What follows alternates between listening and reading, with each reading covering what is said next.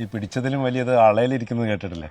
നമ്മൾ നേരത്തെ കണ്ട ധനസൂരജും ധനസുർജിത്തും പോലെയല്ല, ഇത് ധനസുമോദ്. ആൾ ചെറിയ പുള്ളിയല്ല, കേരളത്തിലെ ഒരു സെലിബ്രിറ്റിയാണ്, വലിയൊരു പത്രപ്രവർത്തകനാണ്.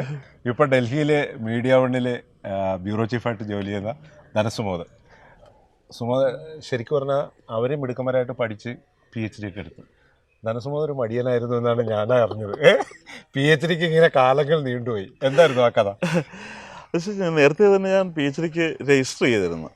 പക്ഷേ എൻ്റെ ഒരു സബ്ജക്റ്റ് എന്ന് പറയുന്നത് തന്നെ ഈ ഭഗവത്ഗീതയും ഇന്ത്യൻ സ്വാതന്ത്ര്യ സമരവും എന്നുള്ളതായിരുന്നു. അപ്പോൾ ഞാൻ ആദ്യം ഈ വിഷയത്തെ സമീപിച്ചത് എങ്ങനെയാണ് ഇതിൻ്റെ ഒരു പോസിറ്റീവായ ഒരു അംശം നമുക്കിങ്ങനെ കണ്ടെത്താം എന്ന രീതിയിലൊക്കെ ആയിരുന്നു. പക്ഷേ പിന്നീട് നമ്മൾ വായനയുടെ ഒരു ഘട്ടം വന്നു കഴിഞ്ഞപ്പോൾ അംബേദ്കറൊക്കെ വായിച്ച് തുടങ്ങി കഴിഞ്ഞപ്പോഴാണ് നമുക്ക് മനസ്സിലാകുന്നത് ഇത് കോപ്പിയടിയാണ്, ഇത് പല തവണ മാറ്റി എഴുതിയതാണ് ഭഗവത്ഗീത. ഈ തരത്തിലുള്ള നമ്മുടെ ഒരു ചിന്തയുടെ ഒരു കട്ടിങ് വരികയാണ് ശരിക്കും പറഞ്ഞാൽ. പിന്നെ ഞാൻ തന്നെ ആലോചിക്കണം, ഇപ്പോൾ ഇനി ഈ സബ്ജക്റ്റുമായിട്ട് ഇങ്ങനെ പോകേണ്ട കാര്യമുണ്ടോ എന്നുള്ളതായിരുന്നു ഒരു പ്രാഥമികമായ വിഷയം. പിന്നീട് ചെന്നറിയാവുന്ന പോലെ തന്നെ ഇന്ത്യ വിഷനിൽ വരുന്നു, ഇന്ത്യ വിഷൻ വലിയ പ്രതിസന്ധിയിലേക്ക് പോകുന്നു. അത് കഴിഞ്ഞപ്പോഴാണ് വീണ ജോർജ് ആദ്യത്തെ വനിതാ എക്സിക്യൂട്ടീവ് എഡിറ്ററായിട്ട് TV ന്യൂവിൽ പോകുന്നു.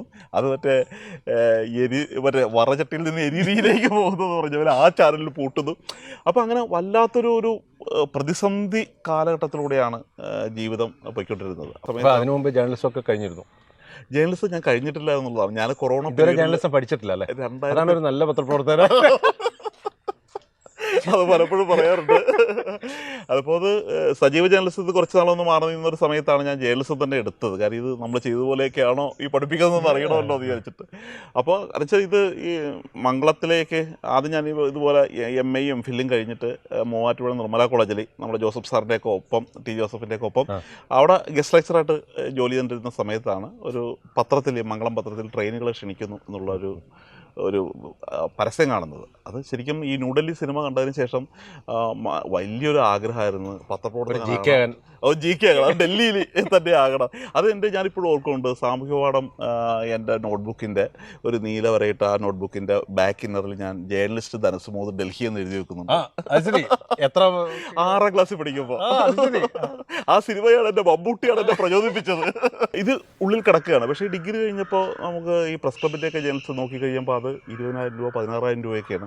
അതത് പോയിട്ട് നമുക്ക് ഒരു 16 രൂപ എടുക്കാനില്ലാത്ത അവസ്ഥ. അപ്പോൾ ജേർണലിസം ആദ്യം മംഗളത്തിൽ വരുന്നു, പിന്നീട് ജേർണലിസം പഠിക്കുന്നു.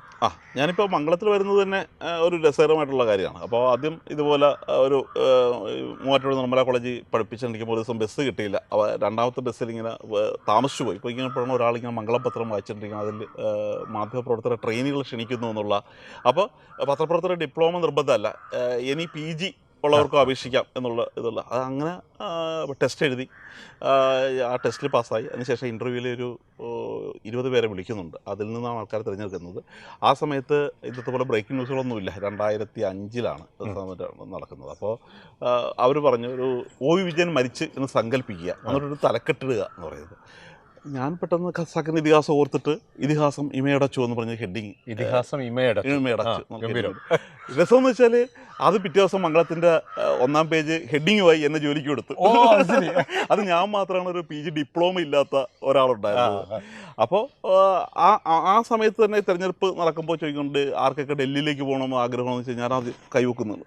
പക്ഷെ ആദ്യം ഒരാൾ 3-4 പേര് കൈവെക്കുന്നുണ്ട്. അപ്പോൾ മറ്റു ആൾക്കാരോട് ചോദിക്കണം അപ്പോൾ ഏതാണ് സബ്ജക്റ്റ്. അന്നേരം ഇംഗ്ലീഷ് MA, ഇയാൾക്ക് പോകാം. അടുത്ത ആൾ ഏതാണ് ഇൻ്റർനാഷണൽ റിലേഷൻസ്, അയാൾക്ക് പോകാം. അടുത്ത ആളിങ്ങനെ ചോദിക്കുമ്പോൾ അപ്പോൾ എൻ്റെ ഇങ്ങനെ ചോദിക്കുന്നുണ്ട് MPhil സംസ്കൃതം അല്ലേ, നമുക്ക് സംസ്കൃതം ഏതെങ്കിലും പത്രം തുടങ്ങിയാണെങ്കിൽ അന്ന് പോകാമെന്ന് പറഞ്ഞിട്ട്. സത്യം പറഞ്ഞാൽ ഈ ഭൂമി പിളർത്ത് താഴേക്ക് പോയാൽ മതിയുള്ളൊരു അവസ്ഥയില്ല. കാര്യം ഒരു പഠിക്കുകയും ചെയ്തു, അതിൻ്റെ പേര് അപമാനിക്കുകയും ചെയ്യുക എന്ന് പറയുമ്പോൾ. പക്ഷേ എൻ്റെ ഉള്ളിൽ ഇതിങ്ങനെ കിടക്കുകയാണ്. അപ്പോൾ ആ സമയത്താണ് പിന്നീട് രസമെന്ന് വെച്ചാൽ ആ ബാച്ചിൽ ആദ്യത്തെ ബൈലൈൻ എൻ്റെയാണ് വരുന്നത്. പിന്നെ ഈ എയ്ഡ്സിനെതിരെ വ്യാജമരുന്ന് ഇറക്കിയ ഫെയർ ഫാർമ മജീദ്, അങ്ങനെയുള്ള പിന്നെ സപ്ലൈക്കോയിലെ തിരിമറി, ഇതിലൊക്കെ നിരന്തരം അന്വേഷണാത്മക വാർത്ത എഴുതുകയും ആ സമയത്ത് ഒരു 3,32,00,000 രൂപയുടെ വക്കീൽ നോട്ടീസ് മംഗളത്തിന് വന്നിരുന്നു. പക്ഷെ അതൊന്നും അത്രയും സഹായം ചെയ്ത് കൊടുത്ത്. പക്ഷെ ആ സമയത്ത് തന്നെയാണ് പിന്നെ ഞാനൊരു എഴുതിയൊരു വാർത്തയുടെ പേരിൽ അന്നൊരു സ്വാമി വെടിവെക്കാൻ വേണ്ടി മംഗളത്തിൽ വരുന്നത്. അത് എന്നെ വെടിവെക്കാനാണ് തോക്ക് സ്വാമി. അപ്പോൾ ഇങ്ങനെയൊക്കെ വന്നു കഴിഞ്ഞപ്പോൾ ഒരു പെർഫോമൻസ് ബേസ് കൂടി നോക്കിയിട്ട് അവർ ഇയാളുടെ ഏറ്റവും വലിയ ആഗ്രഹം അല്ലേ ഡൽഹി. അപ്പോൾ അങ്ങനെ ഇടയ്ക്ക് ഡൽഹിക്ക് തന്നെ പോകട്ടെ എന്ന് വെച്ചിട്ട് ഡൽഹിക്ക് പോകുന്നു. പിന്നെയാണ് ഇങ്ങനെ അപ്പോൾ ഇതിനിടയ്ക്ക് റിസർച്ച് അങ്ങ് മുടങ്ങിപ്പോയി. റിസർച്ച് ഇതിനിടയിൽ മുടങ്ങിപ്പോയി. പക്ഷേ എങ്കിൽ പോലും ഇതൊരു സബ്ജക്റ്റായിട്ട് ഞാൻ എടുത്ത കാരണം ഇതിങ്ങനെ ഞാൻ നിരന്തരം വായിച്ചുകൊണ്ടേയിരുന്നു. ഇതിൻ്റെ ഒരു പല ആംഗിളുകൾ.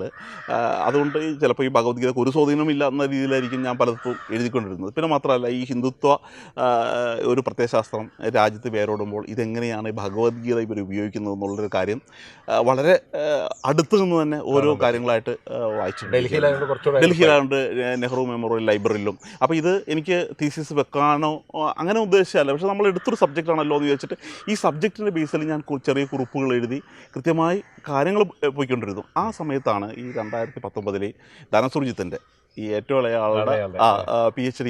അപ്പോൾ നമ്മളിതിൽ മാനസികമായിട്ട് വിട്ടിരിക്കുകയാണ്. കാര്യം ഇത് അവരുടെ രണ്ടുപേരുടെയും PhD ആയി സന്തോഷം വൈവയ്ക്ക് വന്നിരിക്കുകയാണ്. എല്ലാവരും ഉണ്ട്. എൻ്റെ ഭാര്യയും കുഞ്ഞുമുണ്ട്, സൂരജിൻ്റെ ഭാര്യയും കുട്ടിയുണ്ട്, സുർജിത്തിൻ്റെ വൈവാണ് നിന്നപ്പോൾ അന്ന് HOD എൻ്റെ ഗൈഡ് കൂടിയാണ്. അപ്പോൾ HOD ഇത് കഴിഞ്ഞപ്പോൾ ഇയാളെ വളരെയധികം അഭിനന്ദിക്കുന്നുണ്ട്. സുർജിത്തിനെ ഈ പറഞ്ഞ പോലെ 1.5 PhD ആണ് ചെയ്തിരിക്കുന്നത്. അതുകൊണ്ട് വളരെ മനോഹരമായിട്ട് തന്നെ ചെയ്തിട്ടുണ്ട്. പക്ഷേ എനിക്ക് ഈ സദസ്സിനോട് ഒരു കാര്യം കൂടി പറയാനുണ്ട്. ഇവിടെ ഈ അച്ഛൻ്റെ അമ്മയുടെയും 3 മക്കൾക്കും PhD എടുക്കുക എന്നുള്ളതായിരുന്നു അവരുടെ ജീവിതത്തിലെ ഏറ്റവും വലിയ ആഗ്രഹം. ഇതിനെല്ലാം ഒരാളുടെ മാത്രമാണ് രജിസ്റ്റർ ചെയ്തിട്ട് പൂർത്തിയാക്കാതിരിക്കുന്നത്. അപ്പോൾ ഇത് ഇയാൾക്ക് കൊണ്ട് കഴിവില്ല എന്നുണ്ടെങ്കിൽ ഞാൻ വേണ്ടാന്ന് വെക്കാം. പക്ഷേ എൻ്റെ ഒരു അഭ്യർത്ഥന, അദ്ദേഹം ഇങ്ങനെ പറയുന്നത്, എൻ്റെ അഭ്യർത്ഥനയുണ്ട്, പൂർത്തിയാക്കണം. ഗൈഡാണ് പറയുന്നത്. അതാണ് കാര്യം വെച്ചാൽ ഈ മുടങ്ങി കിടക്കുന്നവർക്കൊരു സമയത്ത് പരസ്യമായിട്ട് പറയുകയാണ്. അപ്പോൾ ഞാനിങ്ങനെ ചിരിയൊക്കെ പ്ലാസ്റ്ററൊക്കെ ഒട്ടിച്ചിട്ട് ഇങ്ങനെ ഇരിക്കുകയാണ്. കാര്യം നമ്മൾ ആ പടം തകർന്നിരിക്കുകയാണ്. കാര്യം അച്ഛൻ്റെ അമ്മയുടെ ഏറ്റവും വലിയ ആഗ്രഹം നടത്തി കൊടുക്കാത്ത ഏക മകൻ എന്നുള്ളൊരു പേരാണ് ആ സമയത്ത് കിട്ടുന്നത്.